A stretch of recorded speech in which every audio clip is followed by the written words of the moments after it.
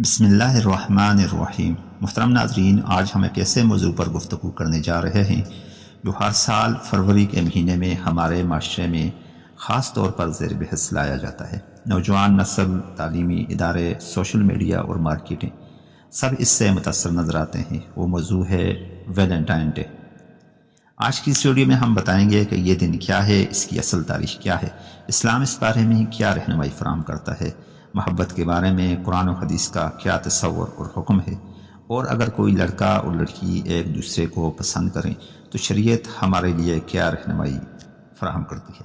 آئیے قرآن حدیث کی روشنی میں اس مسئلے کو سمجھتے ہیں۔ اس ہمارے معاشرے میں اس پوشیدہ سوچ کو ہم قرآن و حدیث کی روشنی میں دیکھتے ہیں۔ اگر ہم پہلے سوال پر غور کریں کہ ویلنٹائن ڈے کیا ہے تو اس کا ایک تاریخی پس منظر ہے۔ ویلنٹائن ڈے ہر سال 14 فروری کو منایا جاتا ہے۔ مغربی دنیا میں اسے یوم محبت قرار دیا جاتا ہے۔ اس کا تاریخی پس منظر تاریخ کی کتابوں میں یوں ملتا ہے کہ قدیم روم میں ایک تہوار منایا جاتا تھا جو 13 سے 15 فروری تک ہوتا تھا۔ دوسری رائے یہ ہے کہ یہ ایک مشرکانہ تہوار تھا جس میں بے حیائی اور مرد و عورت کے آزادانہ ملنے کو فروغ دیا گیا۔ اس کے بعد میں عیسائیوں نے اسے ایک پادری سینٹ ویلنٹائن سے منسوب کر دیا، یعنی اس کے نام سے جو ہے اس کو منسوب کر دیا۔ روایات کے مطابق سینٹ ویلنٹائن نے خفیہ طور پر شادیوں کا انعقاد کیا۔ رومی بادشاہ نے اسے قتل کر دیا۔ بعد میں اس کی یاد میں یہ دن منایا گیا، یعنی اس ویلنٹائن کو قتل کرنے کی یاد میں یہ دن منایا گیا۔ لیکن حقیقت یہ ہے کہ اس دن کا تعلق عیسائی مذہبی تہذیب اور رومی مشرکانہ تہواروں سے ہے، اور اس کی بنیاد اسلام کی تعلیمات کے بالکل مخالف ہے۔ اس کا عمل جو ہے اسلام کی تعلیمات کے بالکل مخالف ہے۔ آج کی اس ویڈیو کا دوسرا حصہ کہ کیا مسلمان غیر مسلم تہوار منا سکتا ہے، اس بارے میں نبی کریم صلی اللہ علیہ وسلم نے بہت واضح انداز میں ہمیں رہنمائی فرمائی۔ سنن ابی داؤد کی حدیث مبارکہ کا ایک حصہ ہے من تشبہ بقوم فہو منہم۔ اس کا ترجمہ یہ ہے کہ جو جس قوم کی مشابہت اختیار کرے گا وہ انہی میں سے ہوگا۔ مدینہ منورہ میں جب آپ صلی اللہ علیہ وسلم تشریف لائے تو لوگوں کے 2 تہوار تھے۔ تب آپ صلی اللہ علیہ وسلم نے فرمایا، اللہ نے تمہیں ان کے بدلے 2 بہترین دن عطا کیے، عید الفطر اور عید الاضحیٰ۔ یہ سنن ابی داؤد کی حدیث مبارکہ کا ترجمہ ہے۔ اس سے معلوم ہوتا ہے کہ اسلام میں صرف 2 عیدیں مقرر ہیں۔ غیر مسلم مذہبی تہواروں کی پیروی درست نہیں، یعنی ان کا کوئی بھی تہوار ہو جو کہ ہمارے عید الفطر اور عید الاضحیٰ کی طرح منایا جاتا ہو تو ہمیں نہیں چاہیے کہ ہم ان کے قریب جائیں۔ آج کی اس تعلیم کا تیسرا حصہ یہ ہے کہ اسلام میں محبت کا کیا تصور ہے، اسلام ہمیں اس بارے کیا رہنمائی فرماتا ہے۔ قرآن مجید فرقان حمید میں سورہ روم کی آیت نمبر 21 میں اللہ تبارک و تعالیٰ فرماتے ہیں وَمِنْ آیَاتِهِ أَنْ خَلَقَ لَكُم مِّنْ أَنفُسِكُمْ أَزْوَاجًا لِتَسْكُنُوا إِلَيْهَا أَزْوَاجًا لِتَسْكُنُوا إِلَيْهَا وَجَعَلَ بَيْنَكُم مَّوَدَّةً وَرَحْمَةً، یعنی اللہ نے میاں بیوی کے درمیان محبت اور الفت رکھی، رحمت رکھی۔ یعنی محبت جائز ہے لیکن حدود کے اندر، اور وہ حدود کیا ہیں؟ ازواج کا لفظ استعمال کیا نکاح کے ذریعے، جب میاں بیوی یا مرد عورت آپس میں شرعی احکامات اور اصطلاحات کی روشنی میں گواہوں کی موجودگی میں نکاح کرتے ہیں۔ آج کے دور کا سب سے بڑا المیہ ہمارے نوجوان نسل کا ہے۔ غیر محرم سے تعلقات کا حکم کا ہونا۔ قرآن مجید اگرچہ اس بارے میں بہت واضح حکم دیتا ہے۔ قرآن مجید میں سورہ الاسراء کی آیت نمبر 32 کے اندر اللہ پاک نے فرمایا وَلَا تَقْرَبُوا الزِّنَا إِنَّهُ كَانَ فَاحِشَةً وَسَاءَ سَبِيلًا۔ ترجمہ یہ ہے کہ زنا کے قریب بھی نہ جاؤ، وَلَا تَقْرَبُوا الزِّنَا، کیونکہ یہ بری بات ہے، فحش بات ہے۔ یہ سورہ اسراء کی آیت نمبر 32 ہے۔ غور کریں کہ اللہ نے یہ نہیں فرمایا کہ زنا نہ کرو، بلکہ فرمایا اس کے قریب بھی نہ جاؤ۔ لہٰذا قریب جانے کے ذرائع کیا ہیں؟ ان ذرائع میں پہلا ذریعہ ناجائز دوستی کا ہونا، لڑکی اور لڑکے کی ناجائز دوستی کا ہونا، ناجائز ملاپ کا ہونا، یا اس کے لیے وسائل اور اسباب کا ہونا، جیسے تنہائی میں ملنا، عاشقانہ گفتگو کرنا، ایک دوسرے کو میسیجز یا چیٹنگ وغیرہ کرنا، ہاتھ پکڑنا۔ یہ تمام ذرائع ہیں جن کو اختیار کر کے یا جن کے قریب جا کر ہم زنا کے قریب ہو جاتے ہیں، کیونکہ ابتدا جو ہے وہ ملاقات سے ہوتی ہے، بات سے ہوتی ہے، پھر بات بڑھتے بڑھتے آگے برائی کا شکار ہو جاتے ہیں۔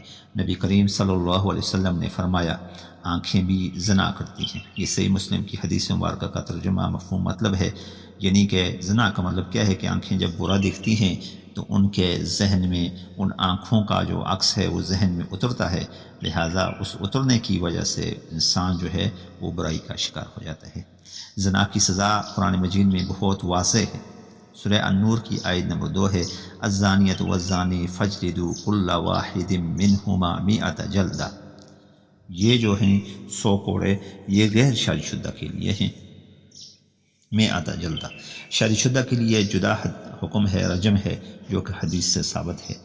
ناظرین گرامی، ان تمام صورتحال کو، آیات کو، حدیث کو سامنے رکھ کر یہ ثابت ہوتا ہے کہ یہ سختی کیوں ہے، کیونکہ معاشرہ اس چیز سے تباہ ہوتا ہے، خاندان اس سے ٹوٹتے ہیں، خاندانی نسب جو ہے وہ محفوظ نہیں رہتا، اولاد کا نظام، خاندان کا نظام، معاشرتی نظام جو ہے وہ بگڑ جاتا ہے۔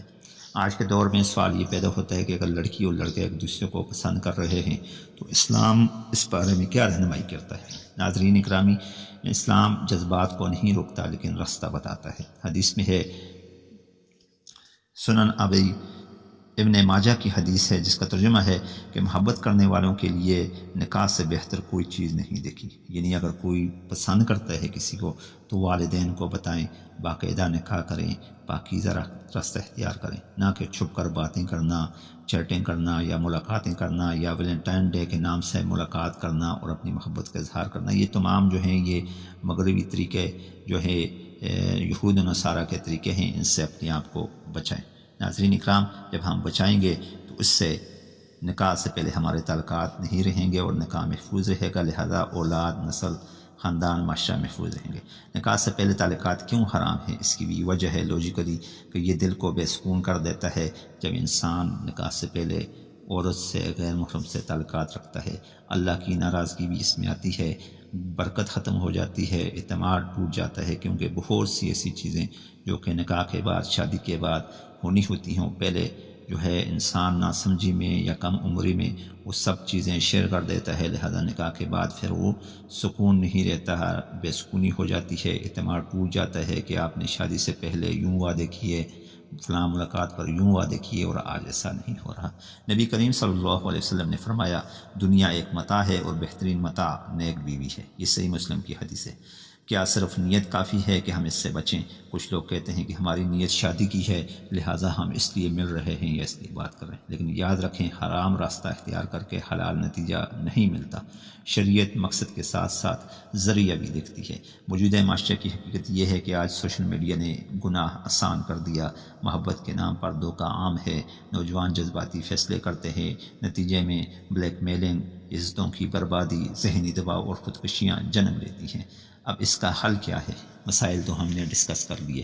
حل یہ ہے کہ ہم عام طور پر اپنی زندگی کے اندر بالخصوص مرد اور عورتیں بھی اپنی نگاہوں کو نیچے رکھیں، غیر ضروری بات چیت سے بچیں، والدین سے کھل کر اپنی بات کو شیئر کریں، بات کریں ان سے، نکاح کو آسان بنائیں، روزہ رکھیں۔ حدیث میں نوجوانوں کو نصیحت یہی ہے کہ جب روزہ رکھے گا تو انسان کا نفس مر جائے گا، برائیوں کی طرف نہیں جائے گا۔ صحیح بخاری کے اندر نبی کریم صلی اللہ علیہ وسلم کی ایک حدیث مبارکہ ہے، آپ صلی اللہ علیہ وسلم نے فرمایا اے نوجوانوں، جو نکاح کی استطاعت رکھتا ہے وہ نکاح کرے۔ لہٰذا ناظرین اکرام، محبت ایک پاکیزہ جذبہ ہے، لیکن اگر یہ حدود سے باہر نکل جائے تو تباہی بن جاتی ہے۔ ویلنٹائن ڈے کی اصل نہ اسلامی ہے، نہ ہماری تہذیب، کلچر، ثقافت کا حصہ۔ اسلام ہمیں پاکیزہ محبت، نکاح اور عزت والا راستہ بتاتا ہے۔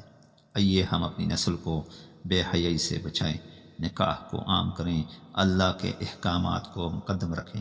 اللہ تعالی ہمیں حلال محبت اور پاکیزہ زندگی عطا فرمائے۔ وما علینا الا البلاغ المبین۔